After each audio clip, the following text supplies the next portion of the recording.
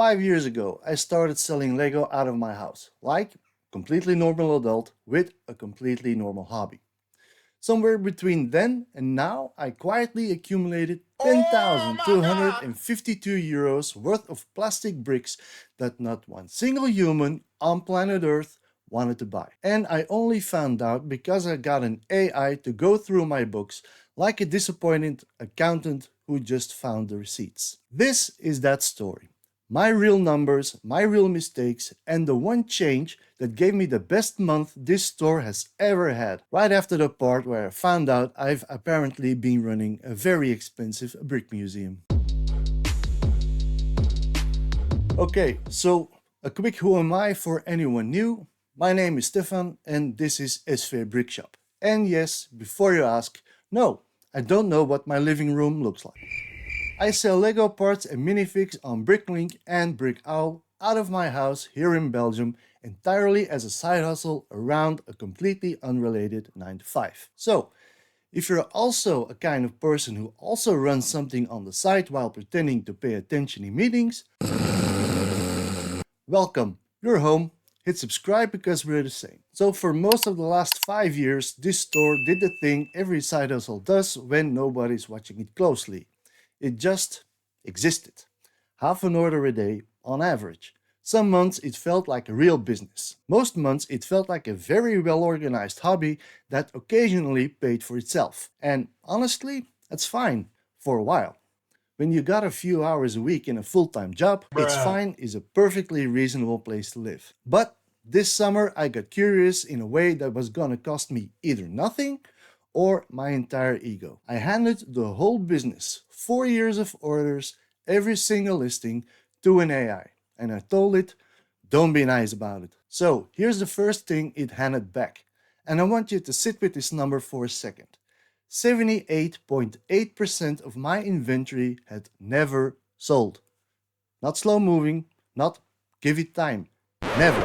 Over 8,500 individual listings that had been sitting there roughly since the Biden administration. My genius solution to slow inventory for years had been a flat 30% discount slapped across 60% of my entire store, which sounds like doing something. It has the energy of doing something. You feel productive typing that percentage in. 0% of those discounted listings ever sold. Zero. As a strategy that is functionally identical to doing nothing. Except now I'm also poor for it. It's the retail equivalent of yelling louder at someone who doesn't speak your language.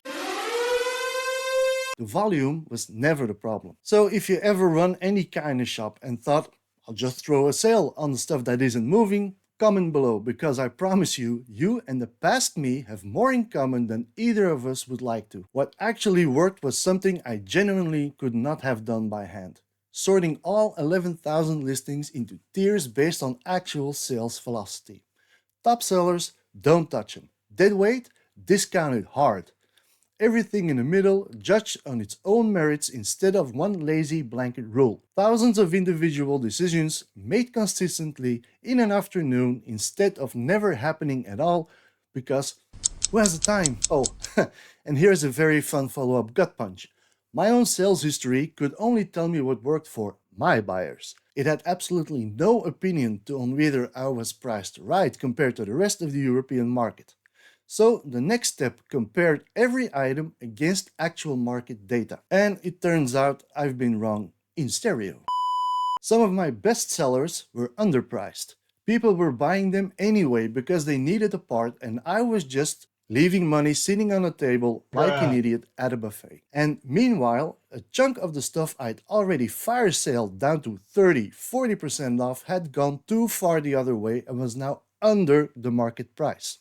I've been so aggressive trying to clear dead stock that I out-discounted reality itself. Fixing both directions added real value back into the store without a single new sale happening, just by admitting the numbers didn't match the reality, which is a sentence I could apply to several other parts in my life, but we don't have the time for that today, do we? And then, yeah, there's the smaller one, and I want to tell this one properly instead of dramatically, because it's really just When you're the only person running 2 different platforms after dinner, some settings just don't get double checked every month. Nobody's out here cross-auditing their own shipping methods just for fun. Turns out my Brooklyn store offered only one shipping option.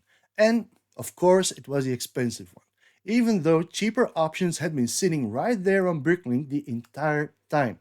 I just never carried them across. And tucked in there, an accidental €40 minimum order on Dutch shipping on a store where the average order is €15, which is a bit like putting a velvet rope in front of a hot dog stand. So I fixed both. That weekend, 9 orders in 3 days, 4 of them specifically picking the new cheaper option. For French and Dutch buyers, shipping costs went from being more than their entire order down to a normal fraction of it. Small fix, bigger result than I expected, and a good reminder that it's rarely the big dramatic thing hiding in plain sight. No, it's usually 3 small things you didn't have time to look at. Alright, numbers. Let's do the part where I stop being charming and just show you the receipts. June last year versus June this year. The same month, 1 year apart. Orders went up 50%. Revenue went up 100%. Average order value up 40%. Items sold up 77%. First time in 5 years I've sustained a full month at 1 order a day. Which doesn't sound like a lot until you remember I spent 5 years averaging on half of that. Zoom out all the way and it gets better. In 2022, a third of an order a day. 2023, half. 2024, still half. Completely flat. An entire year of just treading water. 2025, 2/3. The first half of this year alone, over 80% of an order a day. That's not a good month. That's a completely different business wearing the same store's clothes. So, if you're running any kind of small store, side hustle, whatever, here's the actual takeaway, and it's not go hire an AI. It's that the problem is almost never one big obvious thing sitting in plain sight. If it was, you would have found it already. Because you're not an idiot, you're just busy. It's usually 3 to 4 small blind spots scattered across a system that's too big to hold in your head while you're also, having a job, having a life. The dead stock tiering was the real unlock. Genuinely hard to do manually at any real scale. And it moved the numbers more than anything else. The market comparison caught blind spots in both directions I never would have guessed on my own. And the shipping thing is just proof that small oversights compound.